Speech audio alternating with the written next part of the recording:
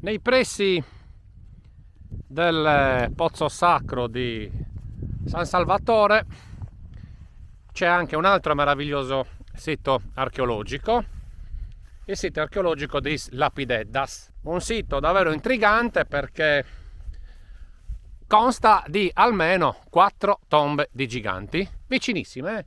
Nel giro di 30-40 metri ci sono 4 bellissime, per me, tombe dei giganti, anche se comunque, come vedrete dalle immagini, la più conservata è leggermente più in fondo rispetto a questo, che è denominata tomba dei giganti numero 1, dove con grande stupore, con grande bellezza si può vedere la tecnica che utilizzavano. Guardate un po', specialmente da questa inquadratura noi possiamo vedere a destra il paramento esterno e a sinistra il paramento interno, e all'interno di questi due paramenti loro mettevano pezzi di pietra di pezzatura appunto più piccola, ok, per fare spessore e per dare stabilità.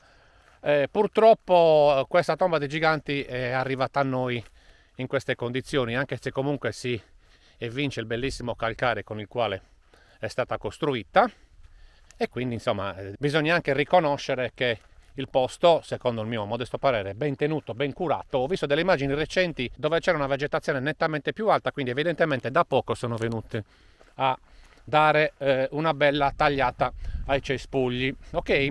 Quindi guardate un po', questa meravigliosa tomba dei giganti è di fronte a una zona archeologica particolare, perché è verosimile che in questa zona ci fossero delle fosse di inumazione. Sono almeno 4, che potevano essere o singole oppure multiple. Andando verso nord, cercherò di affrettare il passo per appunto non annoiarvi e diminuire la durata del video. Andando verso nord ci sono 2 tombe di giganti, anche queste molto belline, molto particolari, perché condividono l'esedra. Eccola qua, questa è la T2, la tomba dei giganti Lapideddas 2 e la tomba dei giganti Lapideddas 4. Tenete in considerazione che questa ha restituito, se ho ben capito, delle ossa degli inumati, quindi è stata anche scavata dal punto di vista della sepoltura, e dalle immagini dall'alto si vede che ha una diversa struttura. Infatti sembra fatto con massi di pezzatura nettamente inferiore rispetto alle prime 2 che abbiamo visto, ma dall'alto si vede molto bene. Anche in questo caso abbiamo detto che non è rimasto granché. Quando professor Rugas indagò il sito, lui stesso disse che era nettamente sconvolto praticamente dai tombaroli, ok? Quindi, come potete vedere, questo è il corridoio della T2 e questo era il corridoio della T4.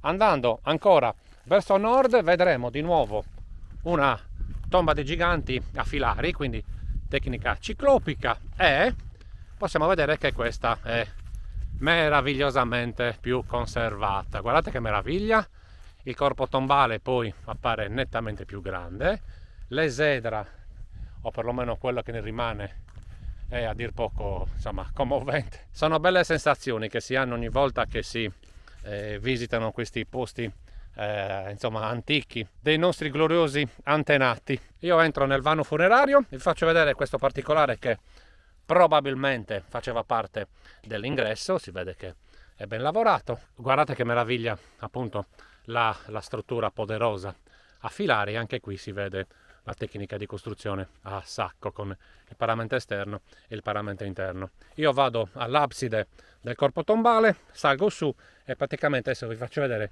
le immagini dall'interno della tomba verso l'esterno. Che bello! Allora, a Gonnosno quindi avete la possibilità di ammirare e rimanere appunto basiti da 2 siti, almeno 2 siti archeologici molto importanti. Il primo è questo appunto, le tombe dei giganti di Lapideddas, e il secondo è il pozzo sacro di San Salvatore. Io chiudo con le immagini e niente, vi abbraccio come sempre, un caro saluto da Corrado. Ciao a tutti!